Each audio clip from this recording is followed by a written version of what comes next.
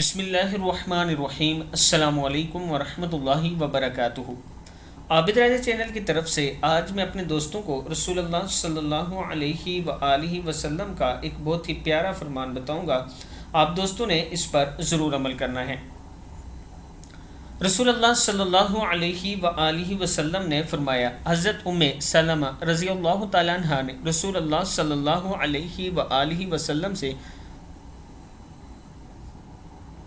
حبشہ میں دیکھے گئے ماریا نامی گرجے کا ذکر کیا جس میں مقدس تصویر لگائی گئی تھی۔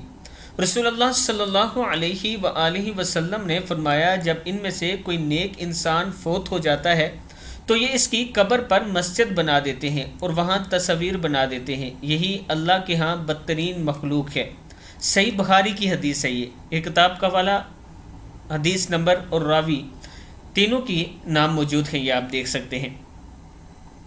رسول اللہ صلی اللہ علیہ وآلہ وسلم نے فرمایا، جب ان میں سے کوئی نیک انسان فوت ہو جاتا ہے تو یہ اس کی قبر پر مسجد بنا دیتے ہیں اور وہاں تصویر بنا دیتے ہیں، یہی لوگ اللہ کے ہاں بدترین مخلوق ہیں۔